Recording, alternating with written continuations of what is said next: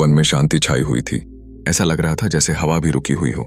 पत्ते स्थिर थे, पक्षियों की आवाज कहीं गुम थी और आसमान पर फैले बादल जैसे ठहर गए हों। बुद्ध अपने शिष्यों के साथ वृक्ष के नीचे बैठे थे। उनके चारों ओर भिक्षु एक गोले में बैठे थे, कुछ ध्यान में डूबे हुए, कुछ शांत भाव से बुद्ध को निहार रहे थे। तभी एक युवा शिष्य धीरे से आगे बढ़ा। उसके चेहरे पर गहरी जिज्ञासा थी, आंखों में एक डर और एक बेचैनी थी। उसने प्रणाम किया और बोला, भगवान, मेरे मन में एक प्रश्न कई दिनों से उठ रहा है। जब हम मर जाते हैं, हमारी आत्मा कहाँ जाती है? सवाल सुनते ही वहां बैठे बाकी शिष्य भी चौकन्ने हो गए। यह सवाल सबके मन में था, पर कोई पूछने का साहस नहीं कर पा रहा था। मृत्यु का सवाल सबको डराता है। जो मर चुका है वह लौटकर नहीं बताता, जो जीवित है वह केवल कल्पना कर सकता है। लेकिन आज यह प्रश्न सीधे बुद्ध से पूछा गया था। बुद्ध ने उस शिष्य की आंखों में देखा। वहां डर था, अंधेरे का डर, अज्ञात का डर। बुद्ध मुस्कुराए, पर वह मुस्कान सिर्फ होठों पर नहीं थी, वह उनकी आंखों में भी चमक रही थी। उन्होंने पास ही रखे दीपक को उठाया। दीपक में तेल बहुत कम बचा था। बुद्ध ने उसे सबके सामने रखा और कहा, इस दीपक को देखो। कुछ क्षण सब चुप रहे। दीपक की लौ धीमे धीमे झिलमिला रही थी। फिर बुद्ध ने अपनी अंगुलियों से उसे बुझा दिया। धुआं ऊपर की ओर लहराया और हवा में घुल गया। बुद्ध ने धीरे से पूछा, अब यह लौ कहाँ गई? शिष्य कुछ पल चुप रहा, फिर बोला, भगवान, लौ बुझ गई। वह कहीं नहीं गई। बुद्ध के चेहरे पर एक गहरी गंभीर मुस्कान आई। उन्होंने कहा, यही उत्तर है जो हम मैं कहते हैं। जो तुम समझते हो कि मैं हूं, वह भी इसी लौ की तरह है। जब शरीर नामक यह दीपक का पात्र टूट जाता है, जब जीवन का तेल खत्म हो जाता है, तब यह लौ भी बुझ जाती है। वह कहीं नहीं जाती, वह बस नहीं रहती। परंतु इसका यह अर्थ नहीं कि सब समाप्त हो जाता है। जो कुछ तुमने किया, जो विचार तुमने जगाए, जो कर्म तुमने किए, वे ऐसे हैं जैसे इस लौ से उठने वाला धुआं। वह फैलता है, हवा में घुलता है और अपने प्रभाव छोड़ता है। तुम्हारा अस्तित्व तो मिट जाता है, लेकिन तुम्हारे कर्म तुम्हारे बाद भी संसार में काम करते रहते हैं। शिष्य ध्यान से सुन रहा था। उसकी आंखों में डर की जगह एक अजीब सी शांति उतर रही थी। बुद्ध ने आगे कहा, तुम आत्मा को एक स्थायी चीज मानते हो, पर ऐसा कुछ नहीं है। जो तुम हो वह हर क्षण बदलता रहता है। हर सांस के साथ, हर विचार के साथ तुम नए हो जाते हो। मृत्यु केवल वह क्षण है जब यह परिवर्तन पूरा हो जाता है, जैसे दीपक की लौ अंततः बुझ जाती है। पास बैठे एक अन्य शिष्य ने धीमे स्वर में पूछा, पर भगवान, यदि हम कुछ नहीं रहते तो फिर जीवन जीने का क्या अर्थ है? हम क्यों अच्छे कर्म करें? बुद्ध ने उसकी ओर देखा और बोले, यही तो जीवन का रहस्य है। तुम अच्छा करो, बुरा करो, उसका प्रभाव इस संसार पर पड़ता है। तुम्हारे जाने के बाद भी वह असर बना रहता है। यदि तुम क्रोध फैलाते हो तो वह क्रोध किसी न किसी रूप में दुनिया में काम करता रहेगा। यदि तुम दया फैलाते हो तो वह दया किसी न किसी हृदय में अंकुरित होगी। इसलिए जीवन का अर्थ है जागरूक होना, यह समझना कि हर क्षण तुम जो भी कर रहे हो वह भविष्य की लहरों को जन्म दे रहा है। यही कर्म का नियम है, यही पुनर्जन्म का सत्य है। आत्मा कहीं नहीं जाती, पर तुम्हारे कर्म तुम्हें नया रूप दे देते हैं, नया जीवन दे देते हैं। वन में गहरा सन्नाटा छा गया था। ऐसा लग रहा था जैसे पेड़ भी इस संवाद को सुन रहे हो। शिष्य के मन का डर अब पूरी तरह खत्म हो गया था। उसने महसूस किया कि मृत्यु कोई शत्रु नहीं है, यह तो बस एक दरवाजा है जिससे यह जीवन बाहर निकलता है और अगले अनुभव के लिए जगह बनाता है। बुद्ध ने फिर कहा, जब दीपक बुझता है तुम दुखी हो जाते हो क्योंकि तुम उस लौ से जुड़ गए थे। तुमने सोचा था कि वह लौ हमेशा जलती रहेगी, परंतु यह संसार का नियम है। जो जन्मा है वह नष्ट होगा, जो बना है वह टूटेगा। यह समझ ही तुम्हें स्वतंत्रता देती है। जब तुम इस सत्य को स्वीकार कर लेते हो तब मृत्यु का भय समाप्त हो जाता है। कुछ ही देर बाद शिष्य ने बुद्ध को प्रणाम किया। उसके चेहरे पर अब एक नई चमक थी। वह लौ बुझने की छवि उसकी आंखों में बस गई थी, पर उस छवि में अब डर नहीं था, बल्कि गहरी समझ थी। रात हो चुकी थी, आसमान में चांद निकला था, चांदनी में वन नहा रहा था। शिष्य ने आसमान की ओर देखा और महसूस किया कि इस ब्रह्मांड में सब कुछ आता है और जाता है, लेकिन शांति हमेशा बनी रहती है। उसने मन ही मन सोचा, यदि लौ बुझती है तो बुझने के बाद भी उसकी गर्मी कुछ देर रहती है। शायद यही जीवन का अर्थ है। इस दुनिया को इतना गर्म और उज्जवल बना दो कि तुम्हारे जाने के बाद भी उसकी गूंज बनी रहे। बुद्ध ने शांत स्वर में कहा, याद रखो, मृत्यु अंत नहीं है। यह केवल एक मौन है जिसके बाद नया संगीत जन्म लेता है। जो इसे समझ लेता है वही मुक्त हो जाता है। उस रात सब भिक्षु अपने अपने स्थान पर सो गए, पर वह शिष्य देर तक जागता रहा। वह मृत्यु को अब एक मित्र की तरह देख रहा था। उसे लगा कि अब कुछ भी डरावना नहीं है। वह जान चुका था कि जीवन का हर क्षण अनमोल है, क्योंकि यह क्षण फिर नहीं आएगा और जो कुछ भी किया जाएगा उसका असर इस दुनिया में हमेशा रहेगा। अगली सुबह जब सूरज की पहली किरणें वृक्षों के बीच से छन कर आई, शिष्य मुस्कुराया। उसके मन में यह विचार गूंज रहा था, लौ बुझती है पर अंधेरा स्थायी नहीं है, एक नई लौ फिर जलती है। यही संसार का चक्र है, यही जीवन का रहस्य है। राजगृह का नगर अपनी चहल पहल के लिए प्रसिद्ध था। वहां की गलियां व्यापारियों की आवाजों से गूंजती रहती थीं। रथों के पहिए पत्थर की सड़कों पर चरमराते थे और हर जगह बाजार की हलचल थी। इस भीड़-भाड़ के बीच एक धनी व्यापारी अपने मन के भीतर गहरी बेचैनी महसूस कर रहा था। उसके पास सोना, चांदी, रत्न, अनाज, नौकर चाकर सब कुछ था, पर नींद नहीं थी। रात को आंखें बंद करते ही एक ही डर उसे घेर लेता, यदि मैं मर गया तो मेरा क्या होगा?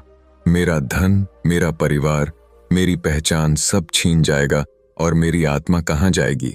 एक दिन उसने सुना कि बुद्ध राजगृह आए हैं और गृद्धकूट पर्वत पर ठहरे हैं। व्यापारी के मन में तुरंत एक इच्छा जागी, यदि कोई मेरे प्रश्न का उत्तर दे सकता है तो वह यही महात्मा है। वह सुबह सुबह पर्वत की ओर निकल पड़ा। गिद्धकूट की पगडंडियां चढ़ते समय वह कई बार रुका, पर मन में एक अजीब सी खिंचाव था जो उसे ऊपर की ओर खींच रहा था।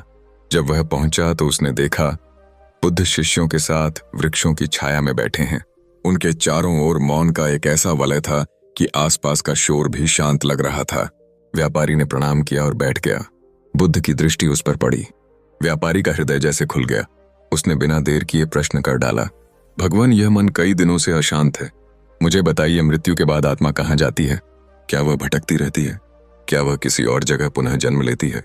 बुद्ध कुछ क्षण मौन रहे। उनकी आंखें जैसे व्यापारी के भीतर झांक रही थीं। फिर उन्होंने कहा, मनुष्य जैसा अपने जीवन में बीज बोता है, मृत्यु के बाद वही बीज अंकुरित होते हैं। यह संसार एक खेत है और तुम्हारे विचार बीज। तुम दिन रात जो सोचते हो, जो करते हो, वही तुम्हारे भविष्य को गढ़ता है। मृत्यु केवल एक पल है, जैसे किसी बीज का मिट्टी में दबना, लेकिन उसके बाद उसी बीज का पेड़ बनना तय है। यदि तुम लोभ और क्रोध के बीज बोते हो तो मृत्यु के बाद तुम्हारी आत्मा ऐसे लोक में जाएगी जहां वही लोभ और वही क्रोध तुम्हें जलाएंगे। यदि तुम करुणा और प्रेम के बीज बोते हो तो तुम्हारा अनुभव शांति का होगा। तुम्हारा जन्म ऐसे लोक में होगा जहां दुहक का स्थान नहीं होगा। व्यापारी गहरे ध्यान से सुन रहा था। उसकी आंखों में भय की जगह धीरे धीरे जिज्ञासा आ रही थी। उसने पूछा, भगवान, क्या यह स्थान सच में बदल जाता है? क्या आत्मा किसी दूसरे लोक में जाती है? बुद्ध मुस्कुराए। उन्होंने पास ही पड़ी मिट्टी की एक मुट्ठी उठाई और अपनी हथेली पर रखी। बोले, यदि इस मिट्टी में आम का बीज बोओगे तो आम का वृक्ष उगेगा। यदि नीम का बीज डालोगे तो नीम का वृक्ष उगेगा। खेत वहीं रहेगा, पर अनुभव अलग होगा। मृत्यु के बाद स्थान नहीं बदलता, बस तुम्हारी चेतना बदलती है। जो मनुष्य क्रोध से भरा है वह मृत्यु के बाद भी उसी क्रोध में डूबा रहता है और उसे वही संसार दिखता है जहां सब जलता हुआ लगता है। जो मनुष्य प्रेम से भरा है उसके लिए मृत्यु के बाद भी जीवन एक बगीचे की तरह है। यह सब मन की स्थिति पर निर्भर है। व्यापारी के भीतर कुछ हिलने लगा। उसे लगा जैसे किसी ने उसके हृदय का बोझ हल्का कर दिया हो। वह अब समझ रहा था कि उसकी दौलत, उसका नाम, उसकी पहचान सब अस्थायी है, पर उसके कर्म, उसका स्वभाव, उसका मन यही असली पूंजी है। उसने धीमे स्वर में पूछा, भगवान, मैं इस जीवन में इतना लोभ कर चुका हूं। मैंने धन के लिए झूठ बोला, दूसरों को धोखा दिया। क्या मेरा अगला जन्म दुखों से भरा होगा? बुद्ध ने शांत स्वर में उत्तर दिया, कर्म का नियम अटल है, पर यह भी याद रखो कि हर क्षण नया बीज बोने का अवसर है। यदि तुम अभी जाग जाओ, यदि तुम अभी करुणा का बीज बोना शुरू कर दो तो आने वाला भविष्य बदल सकता है। जैसे कोई किसान खराब फसल काटकर नई फसल बो सकता है, वैसे ही तुम अपने मन की जमीन को बदल सकते हो। व्यापारी की आंखों में आंसू आ गए। उसने मन ही मन प्रतिज्ञा की कि अब से वह अपने धन का उपयोग केवल भलाई में करेगा। उसने बुद्ध के चरणों में सिर झुका दिया और बोला, भगवान, आज से मैं अपने जीवन के हर क्षण को एक बीज मानूंगा। मैं चाहूंगा कि मृत्यु के बाद मेरा अनुभव शांति का हो। बुद्ध ने कहा, यही जागृति है। मृत्यु से डरने की जरूरत नहीं है। डरने की जरूरत केवल इस बात से है कि कहीं तुम्हारा मन अंधकार में ना डूब जाए। मन को प्रकाशमय कर लो, मृत्यु तुम्हें डराएगी नहीं। संध्या हो चुकी थी। गृद्धकूट पर्वत पर हवा ठंडी हो गई थी। व्यापारी पर्वत से नीचे उतर रहा था, पर उसके कदम अब हल्के थे। उसे लग रहा था जैसे उसके कंधों से कोई अदृश्य बोझ उतर गया हो। रास्ते में उसने देखा कि आसमान में चांद निकल आया है। उसने मन ही मन कहा, जैसे यह चांद अंधेरे में भी चमकता है, वैसे ही मुझे भी अपने मन में प्रकाश बनाए रखना है, ताकि मृत्यु के बाद भी मेरा मार्ग उज्जवल रहे। रात भर वह सो नहीं सका। उसने अपने जीवन के हर कर्म को याद किया। कई बार वह पछतावे से भर उठा, कई बार आंखों से आंसू बहे, लेकिन हर बार उसे बुद्ध की वही बात याद आती, अभी भी नया बीज बो सकते हो। उस रात से उसका जीवन बदल गया। अगले दिन उसने अपना धन गरीबों में बांटना शुरू किया, व्यापार में ईमानदारी अपनाई और लोगों के साथ प्रेमपूर्ण व्यवहार करने लगा। जब कभी क्रोध आता, वह गहरी सांस लेकर खुद को संभालता और सोचता, मैं कौन सा बीज बो रहा हूं। धीरे धीरे उसका मन शांत होने लगा। सालों बाद जब उसकी मृत्यु हुई तो नगर के लोग कहते थे कि वह व्यापारी मरते समय ऐसे मुस्कुराया जैसे कोई व्यक्ति लंबी यात्रा पूरी करके घर लौट रहा हो। उसके चेहरे पर शांति थी, जैसे उसे पता हो कि अब वह उस खेत में जा रहा है जहां केवल करुणा के फूल खिले हैं। वृद्ध भिक्षु का शरीर अब कमजोर हो चुका था। उसकी सांसें धीमी पड़ गई थीं, हड्डियां त्वचा से बाहर झांक रही थीं। वह वर्षों से बुद्ध के साथ रहा था, अनगिनत यात्राएं की थीं, अनगिनत उपदेश सुने थे। उसने नगरों में घूमकर भिक्षा मांगी थी, अनेकों लोगों को धर्म समझाया था, पर आज वह बिस्तर पर था। मृत्यु उसके द्वार पर थी। कमरे में गहरी शांति थी। बाकी भिक्षु उसके चारों ओर बैठे थे और सबके मन में एक डर छिपा हुआ था। उनका साथी जो हमेशा उनके साथ था अब जाने वाला है। बुद्ध भी उस दिन वहीं थे। उन्होंने धीरे धीरे कमरे में प्रवेश किया। उनकी उपस्थिति से वातावरण बदल गया। भय जैसे धीरे धीरे पिघलने लगा। बुद्ध भिक्षु के पास जाकर बैठे। वृद्ध भिक्षु ने आंखें खोली। उसके चेहरे पर कोई डर नहीं था, पर एक गहरी जिज्ञासा थी। उसने धीमे स्वर में कहा, गुरुदेव, मैं जानना चाहता हूं कि मेरे जाने के बाद मैं कहां जाऊंगा। मेरे मन में यह प्रश्न कई दिनों से उठ रहा है। बुद्ध ने उसका हाथ थामा और कुछ क्षण मौन रहे। फिर उन्होंने पूछा, तुम्हारे मन में अभी कैसी भावना है? वृद्ध भिक्षु ने अपनी आंखें बंद की, भीतर झांका और धीरे से बोला, शांति है, संतोष है। मुझे लगता है कि मैंने अपना जीवन ठीक से जिया, कोई पछतावा नहीं है। बुद्ध मुस्कुराए। उनका चेहरा जैसे चांदनी की तरह उज्जवल हो गया। उन्होंने कहा, तो समझो तुम वहीं जाओगे जहां शांति है। मृत्यु केवल शरीर को तोड़ती है, आत्मा को नहीं। मन जहां टिकता है वहीं तुम्हारा अगला कदम बन जाता है। तुम्हारा मन अब भी संतोष में है, इसलिए तुम्हारा आगे का मार्ग भी संतोषमय होगा। बाकी भिक्षु ध्यान से सुन रहे थे। कमरे में एक ऐसा मौन छा गया था जिसमें हर शब्द गहरे उतर रहा था। बुद्ध ने आगे कहा, मृत्यु किसी दंडे की तरह नहीं आती। यह एक द्वार है। यह तुम्हें एक रूप से दूसरे रूप में ले जाती है। जैसे पुराना वस्त्र फट जाता है और तुम नया वस्त्र पहन लेते हो, वैसे ही मृत्यु तुम्हें पुराने शरीर से मुक्त कर देती है। तुम कहां जाओगे, यह तुम्हारे मन पर निर्भर करता है। यदि मन में क्रोध, डर या मोह है तो यह तुम्हें भटका देगा। यदि मन में शांति और संतोष है तो यह तुम्हें मुक्त कर देगा। वृद्ध भिक्षु की आंखों में चमक आ गई। उसने कहा, गुरुदेव, तो क्या मेरी यह शांति मुझे मुक्ति की ओर ले जाएगी? बुद्ध ने धीरे से कहा, हाँ, जो व्यक्ति अपने जीवन के अंतिम क्षणों में संतोष अनुभव करता है वह बहुत करीब पहुंच जाता है। पर याद रखो, यह संतोष केवल अंतिम क्षण का नहीं, पूरे जीवन का फल है। तुमने वर्षों से अपने मन को अनुशासित किया है, ध्यान किया है, करुणा का पालन किया है। यही साधना अब तुम्हारे लिए मार्ग बना रही है। कमरे में बैठे शिष्यों के मन में गहरी प्रेरणा जागी। उन्हें लगा कि यह मृत्यु नहीं, यह एक अद्भुत शिक्षा है। वृद्ध भिक्षु ने बुद्ध का हाथ अपने माथे से लगाया और बोला, गुरुदेव, अब मुझे कोई डर नहीं है, मैं तैयार हूं। बुद्ध ने उसके सिर पर हाथ रखा और मंत्र जैसा कुछ नहीं बोला, बस उसकी आंखों में देखा। यह मौन ही उसके लिए सबसे बड़ा आशीर्वाद था। रात गहरी हो रही थी। बाहर हवा धीरे धीरे बह रही थी, मानो प्रकृति भी इस क्षण को गवाह बन रही हो। वृद्ध भिक्षु ने अपनी अंतिम सांस ली। उसका चेहरा शांत था, जैसे कोई व्यक्ति गहरी नींद में सो गया हो। बुद्ध ने धीरे से कहा, देखो, यह है मृत्यु। यह वैसी ही है जैसी नींद। अंतर बस इतना है कि यहां से जागने पर तुम एक नया जीवन धारण करते हो। यदि मन तैयार है तो यह जागरण अंतिम होता है, फिर कोई जन्म नहीं, कोई मृत्यु नहीं। भिक्षुओं के हृदय में यह दृश्य हमेशा के लिए बस गया। उन्होंने देखा कि मृत्यु डरावनी नहीं है। उन्होंने देखा कि जो व्यक्ति जीवन भर अपने मन को साध लेता है, उसके लिए मृत्यु एक सहज कदम बन जाती है।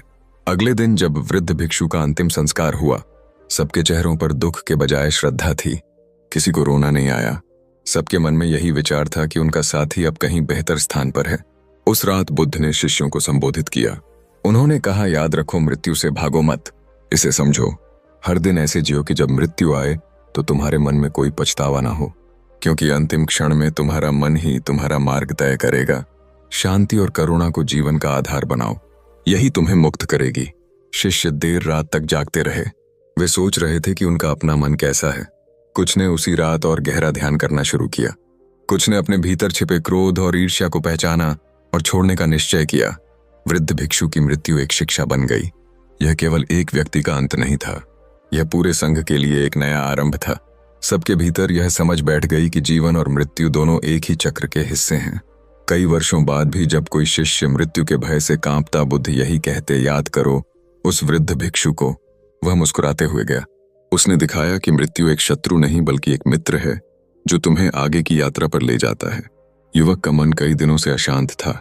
वह देख रहा था कि लोग स्वर्ग और नर्क के नाम पर डरते हैं, पूजा पाठ करते हैं, बलि चढ़ाते हैं और तमाम तरह के कर्म केवल इस डर से करते हैं कि कहीं मृत्यु के बाद उन्हें नर्क ना भोगना पड़े। उसके मन में यही सवाल बार बार उठता कि क्या यह सच है? क्या मृत्यु के बाद कोई जगह होती है जिसे स्वर्ग या नर्क कहते हैं, या ये सब डराने के लिए बनाई गई बातें हैं? आखिरकार एक दिन उसने निर्णय लिया कि वह सीधे बुद्ध से जाकर पूछेगा। बुद्ध उस समय किसी गांव के बाहर पीपल के वृक्ष के नीचे बैठे थे। उनके चारों ओर भिक्षु और गांव के लोग एकत्र थे। युवक धीरे धीरे आगे बढ़ा और विनम्रता से बोला, भगवान, मेरे मन में एक प्रश्न है। क्या मृत्यु के बाद आत्मा किसी स्वर्ग या नर्क में जाती है? बुद्ध ने उसकी ओर देखा। उनकी दृष्टि में न कोई कठोरता थी, न कोई आलोचना, केवल करुणा थी। उन्होंने शांत स्वर में कहा, स्वर्ग और नर्क बाहर नहीं है, वे तुम्हारे मन में ही हैं। जो व्यक्ति अपने जीवन में लोभ, घृणा और मोह को पोंछता है, उसका मन अभी इसी क्षण नर्क में जलता है। वह हमेशा बेचैन रहता है, उसे शांति नहीं मिलती। और जो व्यक्ति दया, प्रेम और करुणा को जीता है, उसका मन यही स्वर्ग बना लेता है। उसे किसी और जगह जाने की आवश्यकता नहीं है। मृत्यु केवल इस शरीर की यात्रा रोकती है। मन की जो स्थिति है वह वहीं से आगे बढ़ती है। युवक चुपचाप सुन रहा था। यह उत्तर उसके लिए चौंकाने वाला था। उसने सोचा था कि बुद्ध कोई स्वर्ग या नर्क का नाम बताएंगे, कोई अदृश्य जगह का वर्णन करेंगे, पर बुद्ध ने तो सब कुछ मन के भीतर रख दिया। उसने पूछा, भगवान, क्या इसका अर्थ यह है कि यदि मेरा